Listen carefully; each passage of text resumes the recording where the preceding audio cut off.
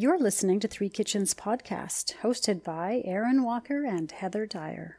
We're home cooks, sharing our kitchen adventures with you. Let's all get inspired, cook better, and eat great food.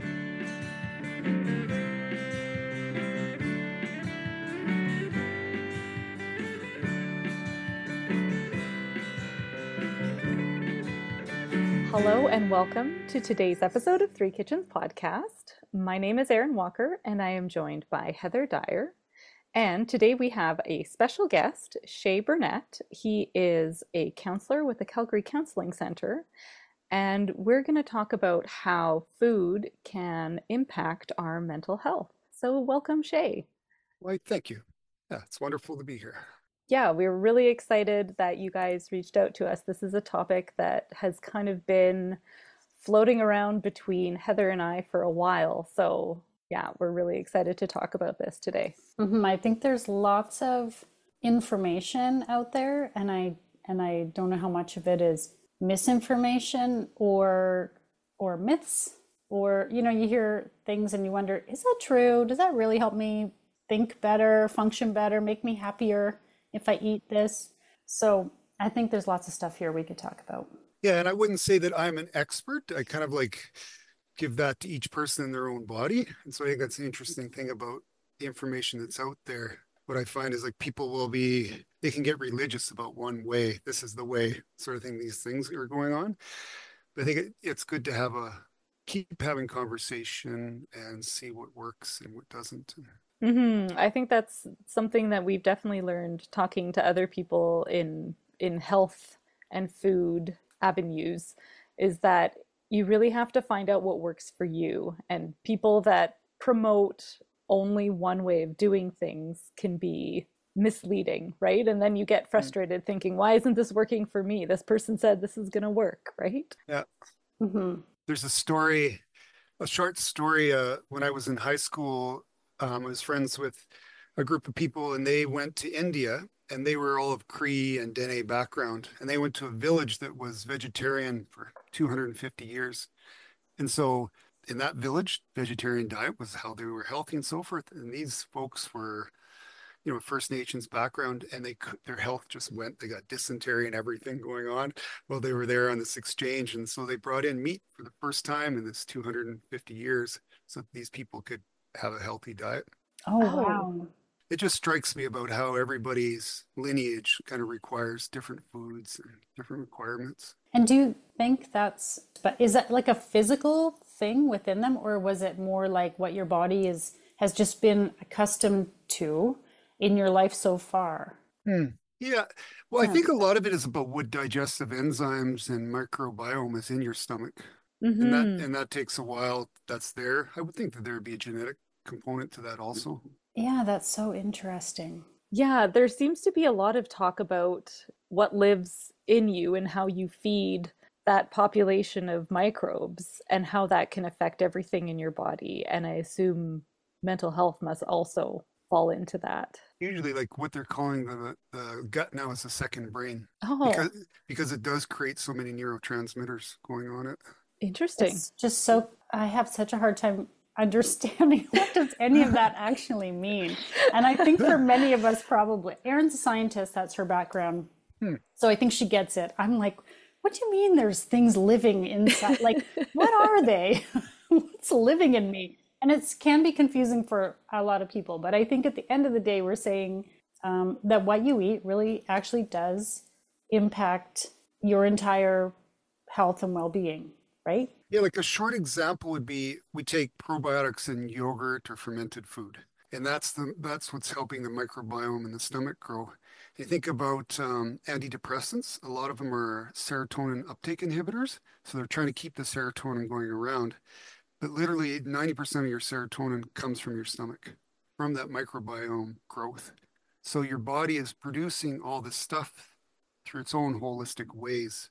And then a side note is sometimes antidepressants are hard on the stomach, so they actually can create more of a cycle of irritable bowel syndrome, or like even decrease the serotonin, serotonin being created. So to me, that just gives the messages that we really need to look after our gut, because it is how we how we look after ourselves holistically. Okay, so you mentioned fermented foods. Hmm. What other foods are good for your gut? Well, geez, it seems across the research, the Mediterranean diet keeps coming up. It Hmm. just seems like across, like look at Hopkins or different places where they study.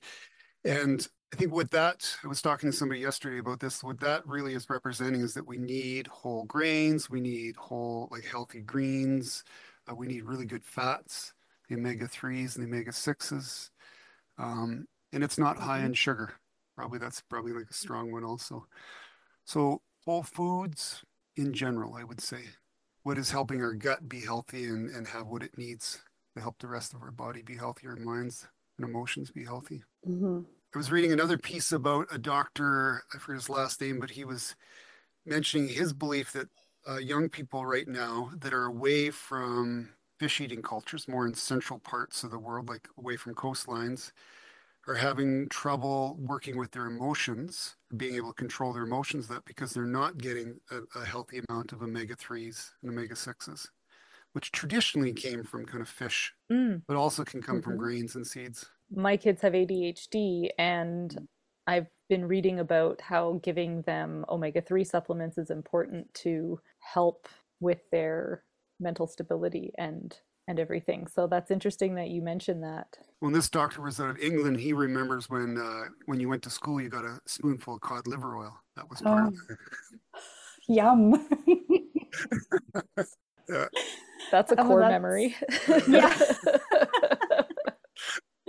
no kidding. Well, and I mean, we always think of it in terms of like cholesterol management or something, like that's one of those things you hear about as you get a little bit older. Oh, don't forget your omega-3s because it helps with, Mhm. that function of your body. And we're prime examples of people who live far from coastlines, right? We live in the Canadian prairies where, if we have to seek out fish. It's not just Mhm. the number one thing in our diet, right? Yeah. So when we're talking about some of those key foods, we often hear the word superfood. How do we feel about the term superfood? Are they really super? Are they better somehow than other foods, or is that just marketing? Well, what foods come to mind for you when you say superfood? Well, you hear things like kale, Hmm. Blueberries. quinoa. I Yeah. don't know what else are called like brain foods, like superfoods. Walnuts, you hear sometimes are supposed to be so amazing for your brain. And Yeah. I'm not an expert on any of those, but I've heard some interesting things about them. And there seems to be, as soon as there's some data in one direction, there's data in another. And I was talking to somebody who works with autoimmune diseases, and he was recommending, he said this the kale craze, I forget exactly where, but also has a dark side that it has oxalates in it, which can cause more inflammation. So I hmm, think depending on a person's their own body makeup, whether or not the food is good for them or not. And berries, I think that's traditionally like one of the things. What were foods that people ate and helped them out forever? And we look at, I think berries would be one of those. Blueberries, they have antioxidants in them, which I guess if we're talking about superfoods too, that would relate. I look at things, I'm really interested in dementia and Alzheimer's, Mm. and because I've seen that in my family, and I've seen how I read a book on the cure or the end of Alzheimer's program. And one of the big promotions that they have there is having antioxidants in your regular diet just to help your body. And also omega oils, which help the brain stay full sized and be able to be malleable. yeah, the brain's an interesting thing, isn't it?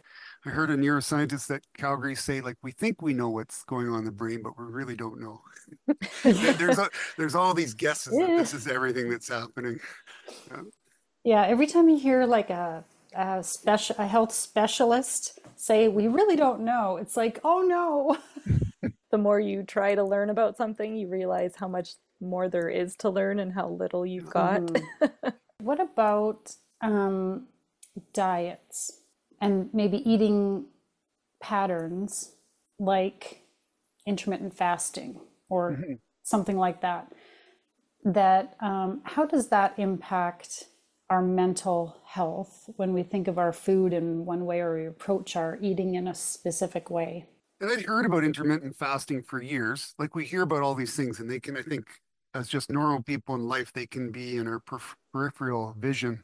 But how much time do we have to kind of like think about them? And then when I read this program for the end of Alzheimer's, it talked about that being one of the key components. So kind of how it relates to mental health is it gives us a chance to change our metabolism from being just constant carb, working on carbs to start working on our fats. And I think for some people, they think about that because they maybe want weight change or that. But this work was promoting it that it's helpful to be burning, not just being on a carb diet. When our system's on a constant carb, that not everything's metabolized in the way that things function in our system, we need to be on also fat burning also. So that's not in-depth science on it, but the results of it is that it's better for our heart and it's better for which is also makes it better for our mind because our whole system is working in a more fluid way. Right, you're getting blood to the brain and everything is functioning. Yeah.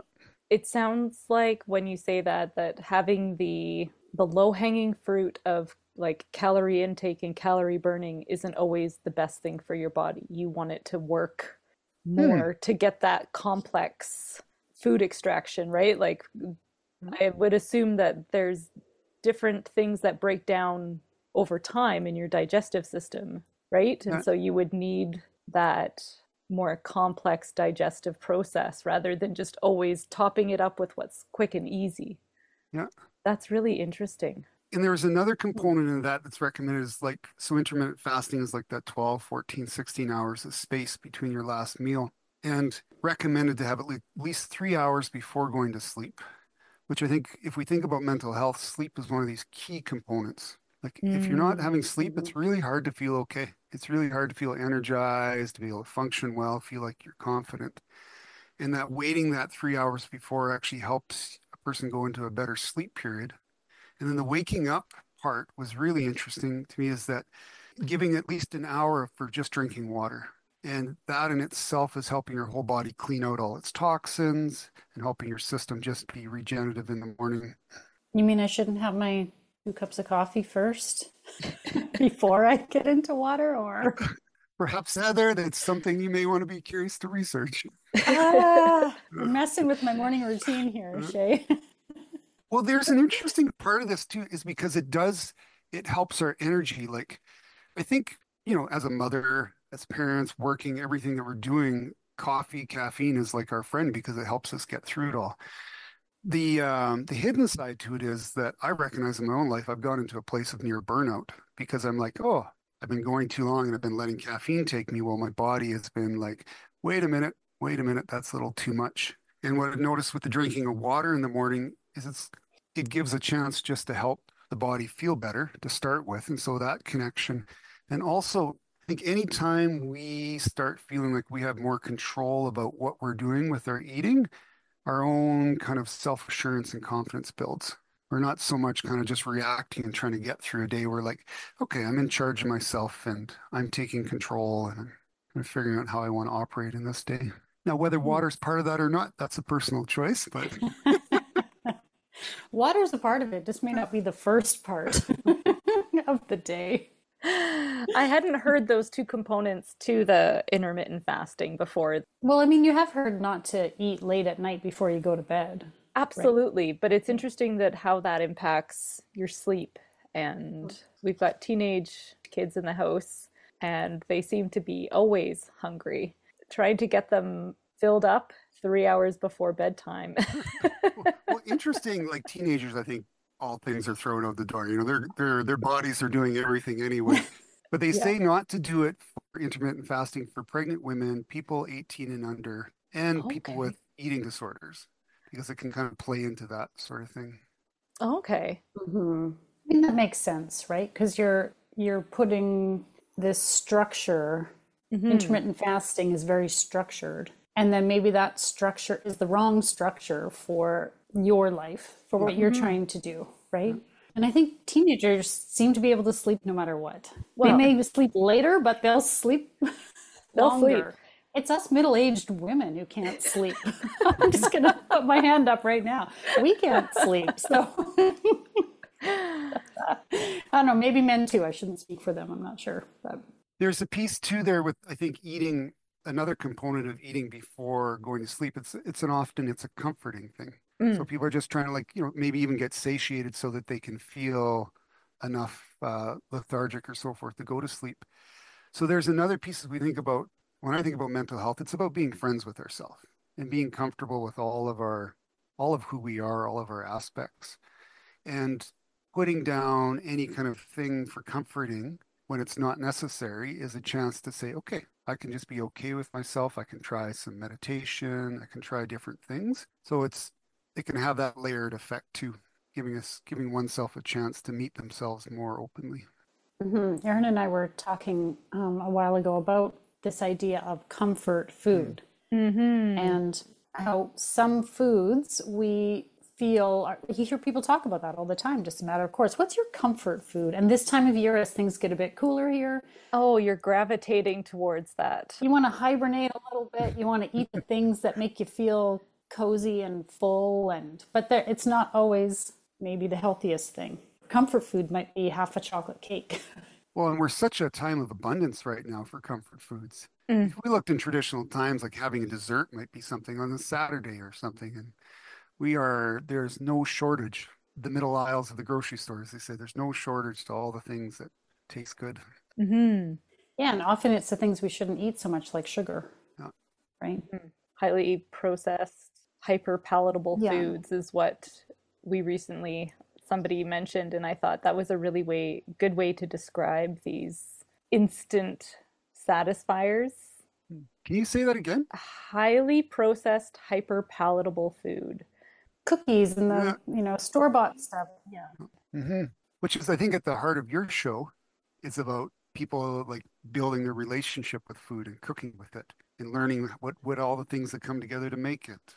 Mm-hmm. You had my mouth savoring at that. I don't drink, but that lemon thing that you I think it was Italy or wherever. You're, Limoncello. yeah. I was like, wow, that sounds incredible. Hey, listeners, if you're enjoying this conversation about the connection between food and our mental health, perhaps you want to learn more about the Calgary Counseling Centre. Calgary Counseling Centre and Counseling Alberta provide effective counseling for anyone in Alberta with no waitlist and no financial barriers. Find them online at calgarycounseling.com or counselingalberta.com. Now, back to the show. Well, one more I would throw in is really nice is an apple ginger lemon put through a juicer. And that also, when you were talking about the effect of that drink, I was like, oh, that sounds a bit like that, where it's really nice, strong, warm glow and using like the peels of the lemon as well as the lemon itself. Yeah. And maybe you don't need so much of it if it's something that really just if you focus on enjoying it and be in the moment with that thing that you love, that lemon drink or I don't know, the apple or whatever it is, that if you can pause and really enjoy it and think about why you like it. I'd like to add to that because I think that's really important. There's a piece about, there's a story that I heard from a teacher about somebody who survived a war camp, and he was the only one who survived. And his practice was he would chew everything 50 times, including his water. And so there was this thing that he was chewing that, and then I was like looking up what's the science of that. The more that we chew, the more digestive enzymes we create in our mouth, and the easier it is for the body to take that food and make it into energy and use it, and less work for the stomach to digest, so less lethargia. But also just listening to you, it's like then we're really mindful with our food. And I look at how much sometimes I'll just be having so many things on the go. I'll be eating while I'm driving. Oh, I've got to eat this while I'm doing these emails. And it's like, it's missing this art or this piece of life to just sit and really relish the food and enjoy it and find comfort in it, I think. And not have to have more for Yeah. comfort, but find actual just comfort in what is in Mm-hmm. front of us. Yes, exactly. And I think that comes to, when you talk about the family dinner table and being present, and not necessarily family, it could be whoever you sit down to eat with, and to enjoy each other's company and to have a conversation and not be rushing. Okay, everybody hurry up and eat because we got to get to hockey, or, there are those days for sure. Yeah. But if there are times when we can just sit and enjoy the meal together, I think there's a lot of benefit in that. Yeah, my mind's spinning on how this affects mental health because if I look at what's going on right now with the people, a lot of people who come in for therapy, it is that they are too extended. They're so rushed. And they're Mhm. literally, it's just like, well, actually, you're having a pretty normal response to a systemic issue right now. Like, it's the Calgary trait. Busy. What are you doing? Busy. So many things on the go. We have so many opportunities. And then when you talk about that, like dinner time, it's like that actually is an incredible mental health practice. We're going to connect with each other. Mhm. We're going to connect with our food and take the time just to be. I find it's Mhm. in the preparation of food too. I think both Heather and I share is that it's a meditative practice. It's a mindful practice to be thinking about what am I putting in this food, and like it takes a lot of paying attention while you're cooking, and so you can really like focus on being in the moment while you prepare food. And sometimes you hear people say you infuse love and like your intentions into the food, and then anyone who's eating it is getting the benefit. I don't know. I don't know if There's that actually tracks, but but there's always that in a recipe, and a pinch of love or a dash of kindness or who's writing those recipes? I don't know, but you see it. Okay. I think Dr. Emoto is the one who did some research on that, where they took pictures of water, where it was where they did like they sent loving messages to the water and it changed the molecule structure in it. And he took pictures of it and wrote a whole book on it. So I'm a That's believer. I believe in love. I think it helps. So those incantations with your bread are really important. I made a Ukrainian Pascha Easter bread a couple years ago for the podcast. It's a traditional bread, and they make designs on the top of it for Easter, and they're supposedly you chant incantations Hmm. as you are making it and baking it, and you don't sit down while Mm. it's baking. Like it's kind of this fun sort of lore behind the recipe.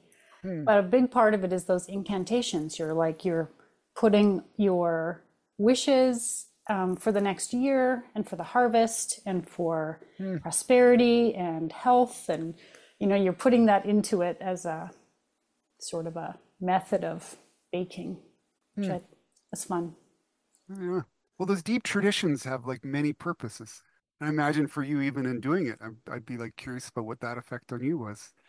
Well, it's fun. And actually, it was very much a way of being in the moment of Hmm. what I was doing. And for me, cooking, baking, making food is a creative exercise. It's a hobby, right? It's not Hmm. just to fuel. I don't look at food necessarily as fuel. I know there are people who do.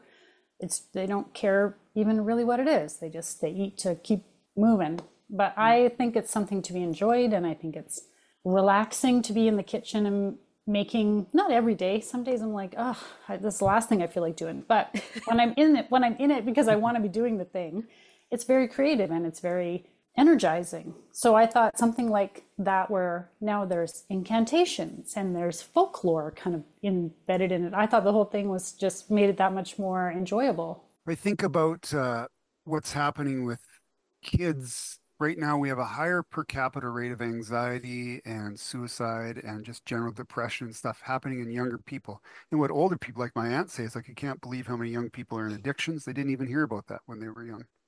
And so Mhm. this changing of thing. And when I hear what you talk about, I think this is like the missing link for kids to know that they have a place, a lineage, traditions, things they're part of. Because what's easy to is just to latch on to the kind of consumer capitalist kind of society connection, which is neither here nor there to me, good or bad. But if it's all on its own, it's, I think, hard to feel soulfully connected to one's life and feel connected to community and so forth. So to me, Hmm. any of these old traditions, they have value because you have a place. You know you're part of something. You're part of a family and you're part of tradition. Hmm. To touch on what you were saying there about children and youth, do you have any advice to give on how we can set up positive relationships between kids and food and positive mental health kind of stuff? Because Mm, it's kind of complicated trying to message mm, it in a positive way for youth and for your like for your own children. Even for myself, I know it's you have to be careful about how you're wording Hmm. and talking about food. Yeah, well, I mean, even just looking at drugs, if you demonize drugs, people move towards it. If you say that that's bad, so same with food too. If you're like that's no good, then like people are out, they're gonna want to check out or rebel. I think about a program they have in Calgary where they connected people who are seniors and senior living with high school students in a community garden space. It was outside by the high school by Mount Royal. And it was such a beautiful way for, I think, both young people to have connections with older people. So there's all that wisdom of life. And for the older people, it's wonderful. They got to be Hmm. part of something. And the key in there is food, where food comes from. They can be part of it. They can plant seeds, they can do all that. So I know not everyone has an opportunity to have a garden, but I think you could grow something in windows, just like having that piece where people recognize food just doesn't come from a grocery store.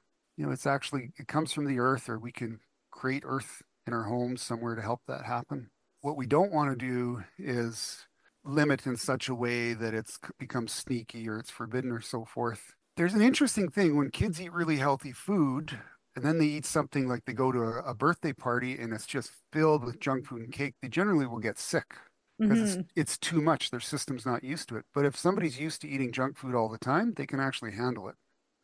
Mm. So if you want to like you can check in with people, like I think it's getting out of the good and bad.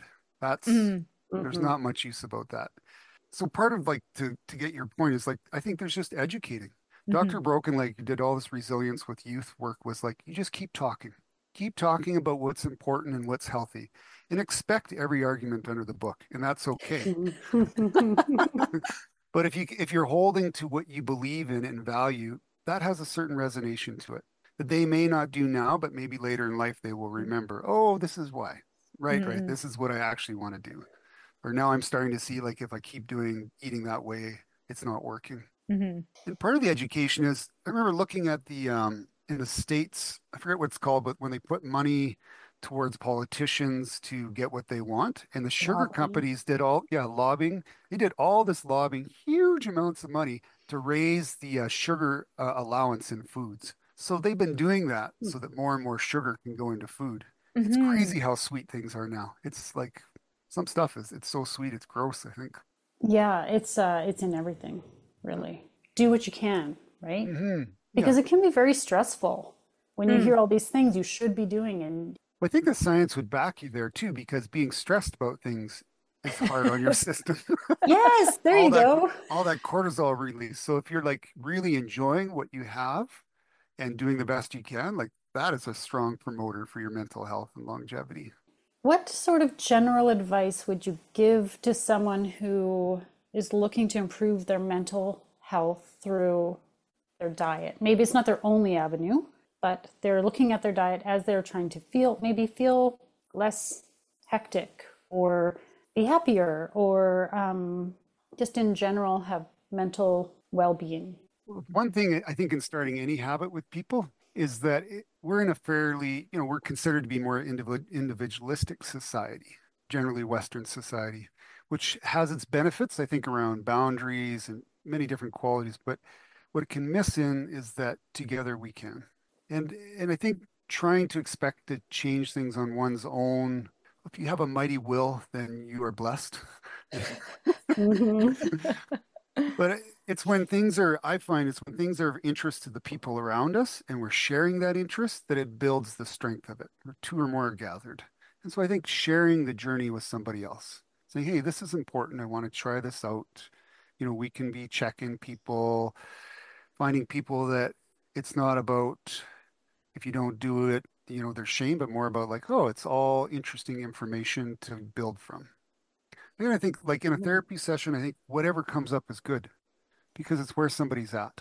And I think Hmm. the same on these journeys as we like work out how we want to improve our food and we want to recognize how that improves our self-esteem and our mental health. It's like all information is good because it helps us figure out what we need. Mhm.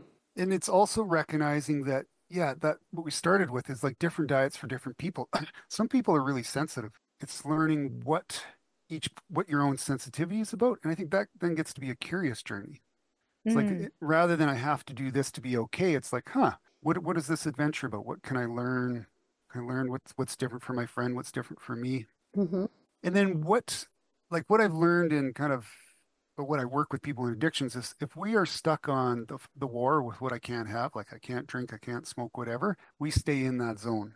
That's where like Mm. our mind is and our energy goes. But if Mm. we're in like, what can I have? What can I learn? What can I learn about cooking this way? There, somebody's saying like, try each week cooking a recipe from a different country. Well, there are so many countries, so many different That'll recipes. I keep you mean, busy. yeah, that'll Yeah. keep you like, there's so much you can learn about. Yeah. Hmm. And you can also find what's the substitute. Like Uh, if sugar Mm. is the thing you love the sweets, but you don't want to eat so much sugar, or you feel like it's not agreeing with you and you want to reduce it, find the thing that gives you the same feeling, but is maybe healthier for you.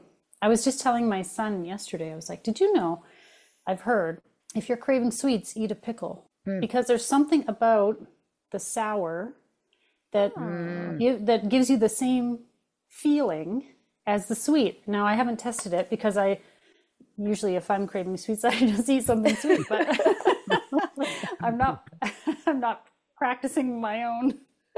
Anyway, I That's the told him, hey, parental why way. yeah, Yeah. exactly. If it works for you, then I'll try it. Yeah. But it's worth a try, right? Like maybe there's something that is Hmm.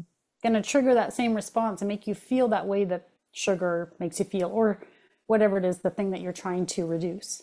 Well, I think you're onto something there because we are trying to get somewhere with that. We're trying to find some kind of happiness or level. And so I think there can even be like, what do you find sweet in your life? And back to like, okay, what else can you enjoy? There's another piece too, just because I've been curious about sugar cravings for a while. Another practice is cooked carrots and cooked beets, and just having that in your fridge and having a couple spoonfuls. And it's a little bit more of a complex carbohydrate that can help like that immediate like craving, Mm. and also a good glass of water. Often we're really bugging Heather here about the water. Back to the water. I drink lots of water, just not right when I get out of bed. This is my shtick all the time in the house. Yeah. I'll notice the kids grazing and I'll stop grazing, go have a glass of water and come back in 5 minutes. Maybe you're just thirsty. I think you're just confused because you can think that you're hungry and it's really just thirst. Okay. I want to know, this is something I heard a long time ago, if you can debunk this myth. But I remember back when I was in school being told that before I wrote an exam to have coffee, but not chocolate, because coffee makes you smarter, chocolate makes you stupid. What? And so it was like my practice to always have like an extra strong cup of coffee Mm. before my exams because this was a myth that I had heard. So I want to Mm. put it out to see if it's debunked. Well, I would love to be the expert on this, but I'm not. The only piece I can tell is they recommend what you do in studying is the same practice that you do in writing the test. So you have that same mindset. So however you study, Mm. that you carry, like that's when your system knows this is paying attention, then you use that same kind of whatever it is going into the test. So if you are drinking coffee while studying, there's a certain kind of whatever thing you set up your pens on the desk a certain way. However, Make it part of your routine.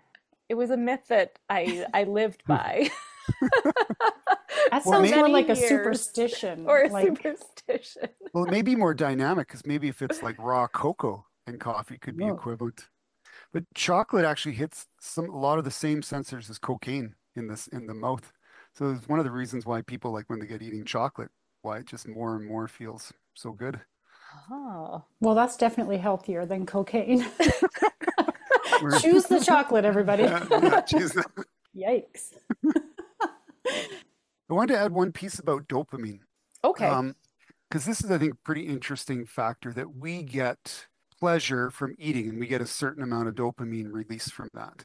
And then in our system, we often want more, so more pleasure, more dopamine. So maybe we'll watch a TV show while eating or listen to some music, or there'll be different things that we'll add. And so when any of these habits of doing or creating new habits, doing less, there's just an expectation that there will be a bit of detoxing from dopamine because you won't have as much. So it'll take a little bit more just to be able to have pleasure with doing things simple. Mm. And there's also a thing of interesting that dopamine spikes, like you, let's say, eat a whole bunch of good food, have a great night out with your friends, there's wine, so forth. Expect within like 24 hours, the next day or 2 days, that there will be a drop. Mm. Because people don't understand the highs and lows of dopamine. Often then it creates some kind of drama the next day or a couple of days later because they're feeling so low and then they think something's wrong. But it's literally your system just recalibrating. Hmm. That makes sense. And so I think another one of the things we see is like TikTok or Instagram and eating at the same time. So you're getting this nice big dopamine, constant dopamine. Huh. What it's also creating is anxiety and eventually I think too much anxiety eventually leads to depression because your system is just too taxed out. It's like it's using too much of its own stores. I think often these conversations we have come back to moderation. Mm. Mm. Everything in moderation, right? And if, I mean, obviously not cocaine or anything like that, but Thanks for clarifying that, Heather. We're not promoting cocaine use. I'm here to help. Everything in moderation. You kind of like, if you're balanced, you're balancing the whole foods, and if you have the occasional Oreo, well, it's fine. It's not going to affect you that negatively. But it's like if you approach everything in a measured, sort of balanced way, then generally you're going to be okay, I think, with in terms of your diet. Yeah, yeah, Yeah. And if you need supplements, take supplements, right? yeah. Like if you can't get the fish or you don't like the fish or you're allergic to the fish, get your omegas in a Mhm. supplement or another way, right? And like one of those things from the Alzheimer's was B vitamins. There's a shortage of B Mm. vitamins. And some people with more mental health issues, literally their body doesn't process B vitamins as well. So then you Mm. like B12 is like a regular protocol for people with more schizophrenia or bipolar, that kind of thing. So it's recognizing that, yeah, it's okay because some people's metabolism is a bit different and it's okay Mm. to have a bit. Mm. Yeah, that's interesting because you may not always know that your body's not processing or absorbing the nutrient or the vitamin that you need it to. I remember talking to one therapist and one doctor, and one doctor wouldn't prescribe antidepressants until they went on a 3 month diet change. And another therapist would like start working with people, and if they were in with this kind of realm, she'd say, okay, you need to go take blood tests and see what's going on. Because I think one of the challenges, I think, as a therapist, is it's you can really try to help somebody, but it's hard for them to sustain anything if their diet is so off that, they're literally their mind can't hold thoughts, it can't hold change, it can't hold energy to kind of keep doing things. So it's this, Mhm. I don't know, it's a double-edged sword for people often with like stronger mental health challenges, is that they don't feel well. So they're trying to fill themselves up with comforting foods to feel okay, but the foods they're filling themselves up with are actually contributing more to not feeling well and not being able to have Mm. the agency to kind of carry things or remember Mm. challenges or remember kind of where they want to go. If things aren't balanced in terms of the vital nutrients you need, Hmm. it makes it impossible to take any steps forward from there. And that can Yeah, change so much over your life too. As a definitely. Yeah. middle-aged woman, I will also put my hand up and speak to that. It Yeah. changes over time, and you have to think, well, how come these things aren't balanced anymore? Hmm. Hmm. And you can get help That's right. Yeah. from people like Shay who can help you, That- find ways of modifying what you're doing as you age or yeah. things change. Yeah. And like at Calgary Counseling Center, like we were talking earlier about people's availability for diets and kind of like let's saying this quote organic diet being a bit of a privilege. I think one of the reasons I appreciate working at Calgary Counseling Center is that we do have a sliding scale. So Mm. there are people from, Hmm. however much you can afford. Like our policy is that we don't want people's budget to be in the way of receiving services. So, and Hmm. yeah, there's amongst our staff and interns and residents, there's a wide range of kind of knowledge, people's own personal lived experience, and they're also their training on working with people in mental health and diet, bringing that together. Hmm. And do you do counseling both in person and online? Since COVID, the tipping point has happened. Yeah.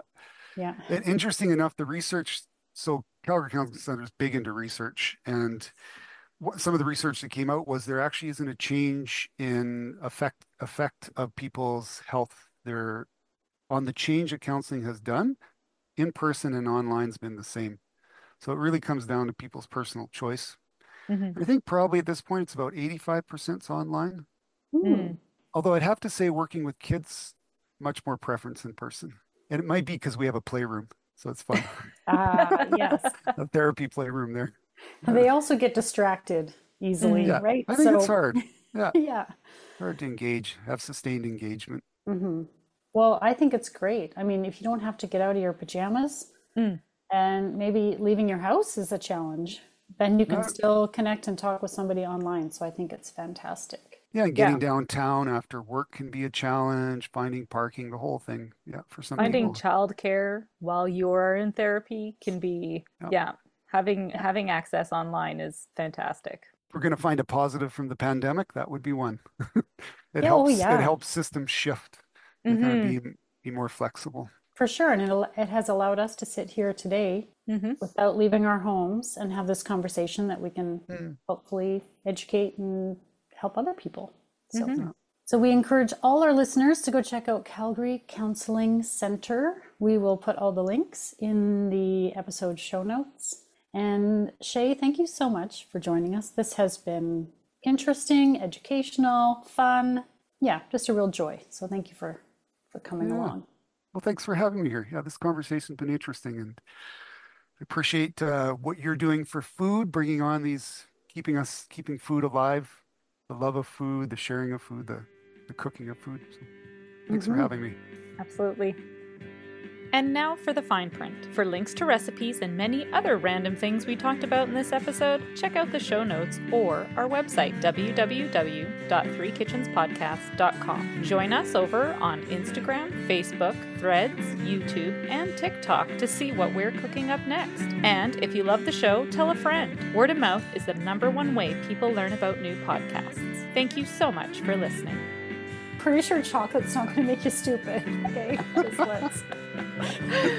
let's just squash that right now.